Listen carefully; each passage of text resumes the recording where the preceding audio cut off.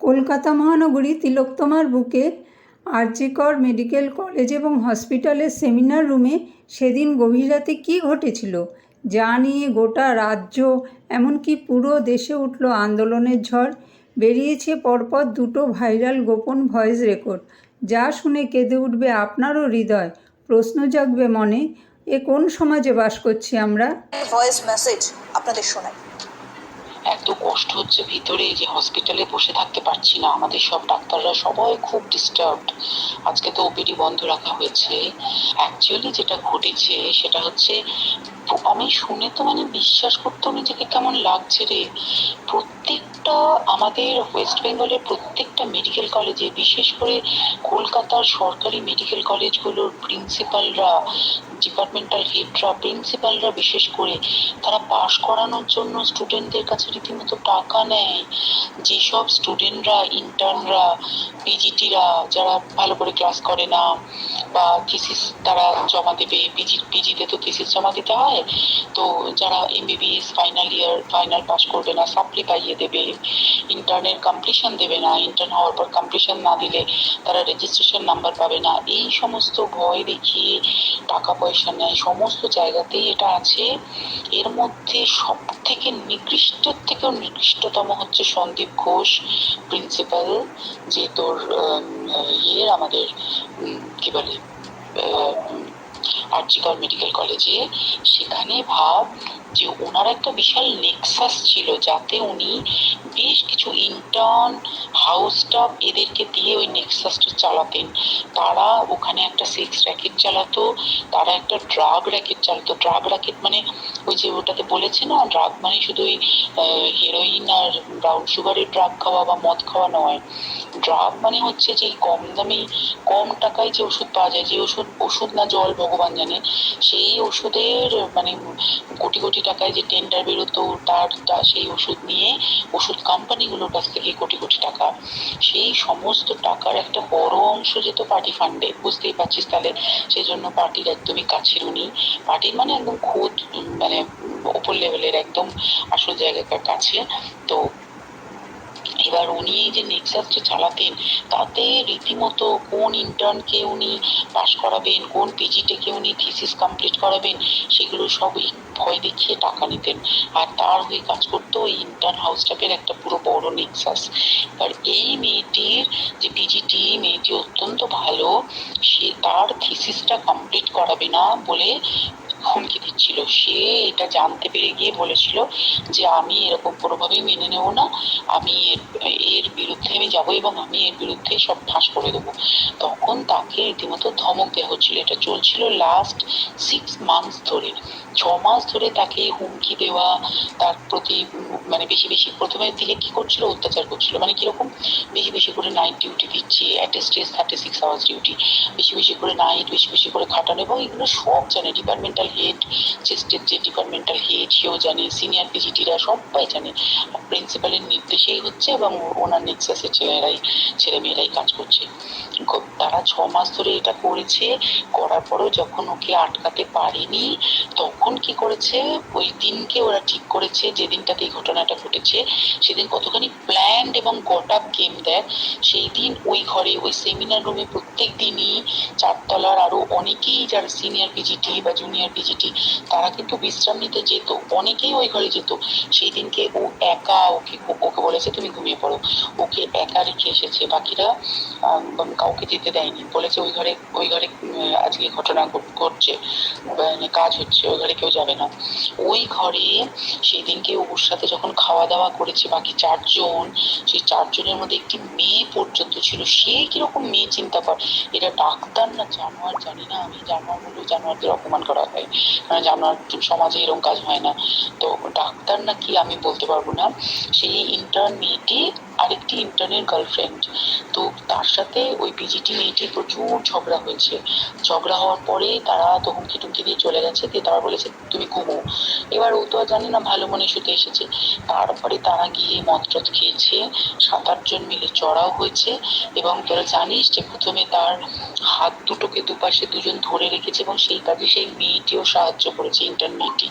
দুজন ওকে পা দুটোকে টেনে জরাসন্ধের মতো ছিঁড়ে ফেলেছে, ছেঁড়ার মতো করে টেনেছে, যাতে পেলভিক বোন ভেঙেছে, গলার বোন ভেঙেছে, মানে কি বিপর্যস্ত, মানে বিধ্বস্ত, কি নৃশংস অত্যাচার করেছে। ওকে উল্টো দিক করে শুয়েছে, পিঠের উপর দিয়ে বুট পরে হেঁটে গেছে, মাথাটাকে এমন থিতলেছে যে মানে স্কাল ফাল রাপচার হয়েছে। এই সমস্ত করার পরে শ্বাসরোধ করে তাকে মেরেছে। মেরে তারপরে আরো যেটা আরো ভয়ঙ্কর, যে একটা মৃত মানুষকে মিনিমাম ডিগনিটি দিতে জানে না, তারা নিচে এসে দেখেছে ওই সঞ্জয় তখন বসে মদ খাচ্ছিল অন্য আরো গ্রুপটি স্টাফদের সাথে। সঞ্জয় ছেলেটা হচ্ছে তার কাটা সঞ্জয় বলতো ওরা, ওকে বলে ফল গাই, মানে ওর একটু ওইসব আলুর দোষ আছে। ও যত্রতত্র যখন তখন প্রস্টিটিউট এলাকায় যায়। এবার দেখেছে যে একে দিয়ে যদি একটা রেপ করিয়ে দিতে পারি তাহলে ঘটনার মোড়টা অন্যদিকে ঘুরে যাবে। এইবার ওকে বলেছে, যা সেমিনার রুমে তোর জন্য রেখে এসেছি, যা তুই এবার গিয়ে কাজ করে দিয়ে আয়। ও এসে ওই ডেড বডিকে রেপ করেছে যাতে তার ভ্যাজাইনাতে সিমেন্ট পাওয়া যায়। তো এবার এই হচ্ছে, প্লিজ আমি নাম করে ফেললাম সবকিছুই, কতজন আমি যে নামগুলো পাঠিয়েছি এই সব ডাক্তাররা, এরা সব জড়িত জানিস, কিন্তু কেউ কোনো প্রমাণ নেই। প্রমাণ লোপাটের জন্য সেদিনকে ওই ইন্টার্ন এবং ডাক্তাররা যে ওইখানের যে বাথরুমটাতে হাত পা ধুয়েছে, রক্ত ধুয়েছে, সেইটাকে সাত তাড়াতাড়ি প্রমাণ লোপাটের জন্য ওই দেওয়ালকে ভেঙে দিয়ে তার মানে ওই বাথরুমের জায়গাটাকেই ভাঙতে হচ্ছে ওদের। ওখানে নাকি ওরা রুম বানাবে, কালকে দেখেছিস তোরা খবরে। আর বেশি বলতে পারছি না, মানে তোরা তো সবাই প্রোটেস্ট করিস, আমরা তো আমাদের দিক থেকে করছি, কিন্তু কিছুই হবে না। পুরা দেশে কিছুই হওয়ার নেই, শুধু ভিতরে ভিতরে গুমড়ে গুমড়ে কষ্ট পাওয়া। আর আগামী প্রজন্মের যে ডাক্তাররা বেরোবে, তারা যে ইন্টার্ন বা পিজিটি বা যাদের কাছে আমরা যাব ভবিষ্যতে, তারা কি ডাক্তার না কি আমি জানি না, কি নিয়ে তাদের কাছে আমরা যাব আর কি করে বা আমাদের পরের প্রজন্মকে আমরা সুরক্ষিত রাখবো। হয়েছে বলতো একটু আরজিকরের ব্যাপারটা।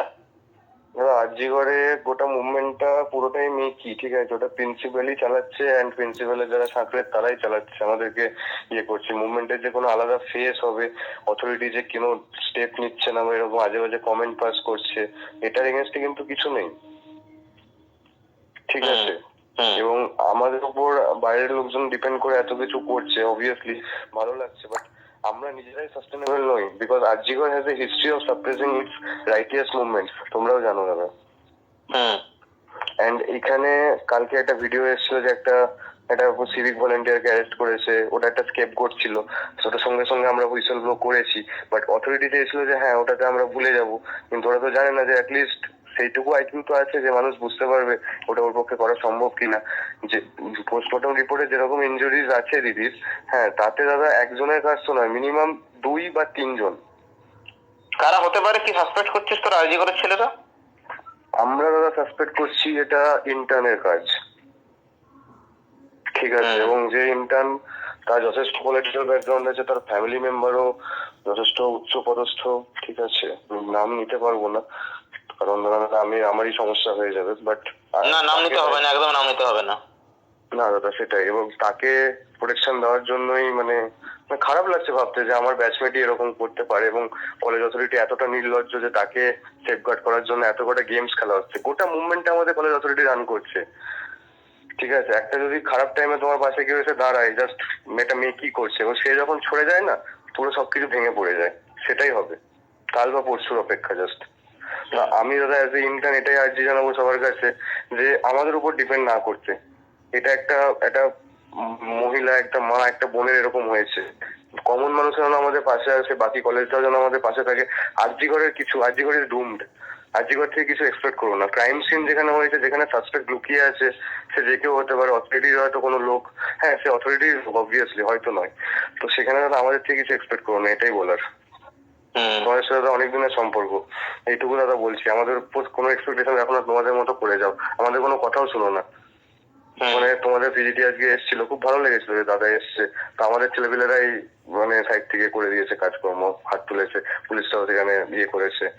অবভিয়াসলি না, যেখানে জেনারেল বডি মিটিং এ কিছু সুরাহ বেরোচ্ছে না, জেনারেল বডি মিটিং ডিলে করা হচ্ছে, সেখানে প্রিন্সিপাল ইটসেলফ এসে বলছে যে কেন ঘুমাবে রাতের বেলা, সেমিনার রুমটা কি ঘুমানোর জায়গা, যেখানে সিসিটিভি ফুটেজ লোপাট হয়ে যাচ্ছে, যেখানে পুলিশ যাতে ফার্স্ট স্টেটমেন্ট দিচ্ছে না এটা তো সুসাইড, যেখানে তোমার কাউন্সিল কমিটি যেটা হয়েছে সেখানে সাইকিয়াট্রি এইচওডি কে রাখা হয়েছে জাস্ট টু প্রুভ দ্যাট দিদি ওয়াজ এ সাইকিক পেশেন্ট। আমার নিজের পার্সোনাল কনভারসেশন হয়েছে দিদির সাথে অনেকবার, দিদি ওয়াজ অ্যাবসলিউটলি নর্মাল, ঠিক? ওকে। শুনলেন তো ভয়েস রেকর্ড দুটো? কলেজের ব্যাচমেট, প্রফেসর, প্রিন্সিপাল থেকে শুরু করে তাবৎ রাজনীতির ওপরতলার মানুষ এবং পুলিশ যারা এই ঘটনার সঙ্গে কোনো না কোনোভাবে জড়িত, তাদের বিবেক বলে কি কিছুই নেই? এরা সকলেই কোনো না কোনো এক নারীর গর্ভে তো জন্ম নিয়েছে, আর সেই নারীর প্রতি ঘটে যাওয়া এই রকম একটা পৈশাচিক নারকীয় ঘটনাকে তারা কিভাবে নানা রকম নাটকের মাধ্যমে ধামাচাপা দেওয়ার চেষ্টা করছে। এখন আবার নতুন নাটক বলছে এই সমস্ত ভয়েস রেকর্ড নাকি ফেক। আপনাদের কি মনে হয়, এগুলো কি সম্পূর্ণই ফেক? জানান কমেন্ট।